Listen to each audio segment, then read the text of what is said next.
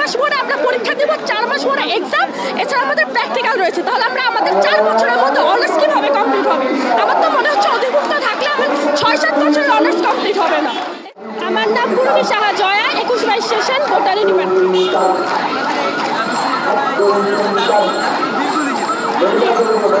হ্যাঁ, দীর্ঘদিন এটা।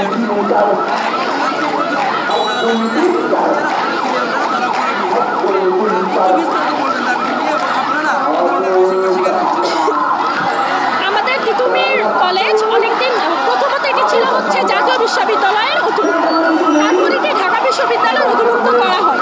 আমরা ভেবেছিলাম ঢাকা বিশ্ববিদ্যালয়ের অধিভুক্ত করা হলে আমাদের শিক্ষার আরও উন্নয়ন হবে এবং আমাদের এখানকার যত শিক্ষার্থী আছে তিতুমিরে আমরা সবাই আমাদের সিজে ভালো হবে কিংবা এখানে পড়ে আমাদের আরও উন্নতি হবে, লাভ হবে।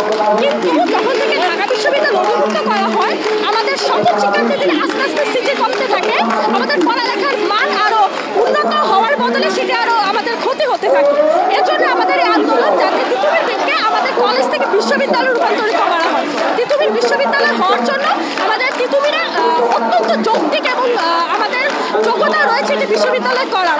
আমরা অবকাঠামো দিক থেকে কিন্তু বিশ্ববিদ্যালয় হওয়ার জন্য আমাদের সব কিছু রয়েছে এবং যে শিক্ষা আমাদের দরকার, যে শিক্ষার মাধ্যমে আমরা দেশের উন্নতি করতে পারবো, সেই শিক্ষা আমরা তখনই পাবো যখন এটা আমাদের বিশ্ববিদ্যালয় হবে।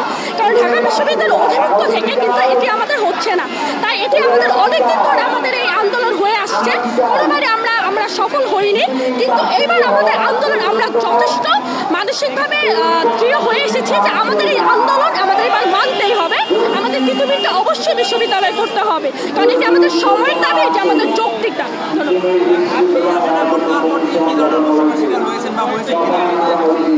বৈষম্যের শিকার বলতে আমি এবার সেকেন্ড ইয়ারে, আমার ফার্স্ট ইয়ারের এক্সাম যথেষ্ট ভালো হয়েছিল। স্পেশালি আমার হিস্ট্রি এক্সাম, যেটা আমরা বলি বাংলাদেশের ইতিহাস, অভ্যুদয়ের ইতিহাস, সেই পরীক্ষাটা আমার অত্যন্ত ভালো হয়েছিল। সেটিতে যদি আমাকে সিজি 4 out of 4 দেয় তাতেও আমি অবাক হব না, কারণ আমার এক্সাম এত ভালো হয়েছিল। সেখানে আমার এসেছে অনলি 3। এছাড়া আমার অন্যান্য বোটানি ডিপার্টমেন্টে আমার যে ফাইকোলজি কিংবা মাইকোলজি, কেমিস্ট্রি এক্সাম যেগুলো, এই এক্সামগুলো আমার অনেক ভালো হয়েছিল, কিন্তু এগুলো সিজি এত কম এসেছে কেন? এটা আমাদের দাবি। শুধু আমি না, আমার মতো আমার ডিপার্টমেন্টে বেশ কিছু শিক্ষার্থীরা রয়েছে যাদের আমাদের পরীক্ষা ভালো হওয়ার পরও আমাদের রেজাল্ট খারাপ হয়েছে। কিংবা আমি বোটানি ডিপার্টমেন্টে আমার ল্যাবরেটরির প্রয়োজন, আমাদের ফিল্ড ওয়ার্কের প্রয়োজন, এগুলো কিন্তু আমাদের হচ্ছে না।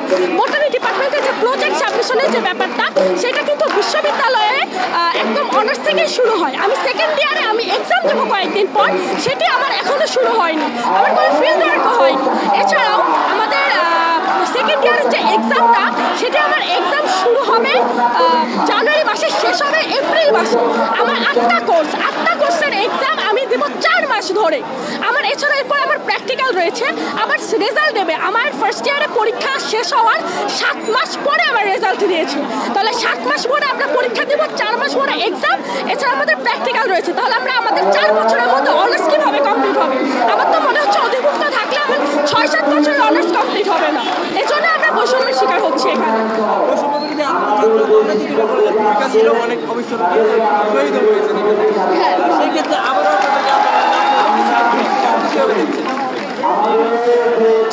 জুলাইয়ের যে আন্দোলনটি ছিল সেটা তো পুরো দেশব্যাপী আন্দোলন।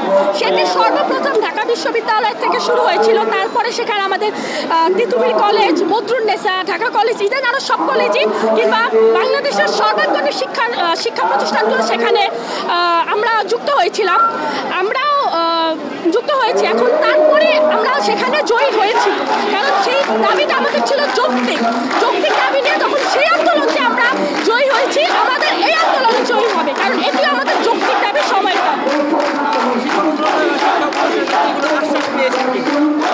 আমাদের ঢাকা বিশ্ববিদ্যালয়ের আশ্বাস বা তিতুমির কলেজ থেকে আমরা কোনো আশ্বাস পাইনি, কিন্তু মাত্রই কিছুক্ষণ আগে আমাদের কলেজ থেকে 12 জন সিনিয়র ভাইয়া বা আপুরা গিয়েছেন তারা কথা বলার জন্য।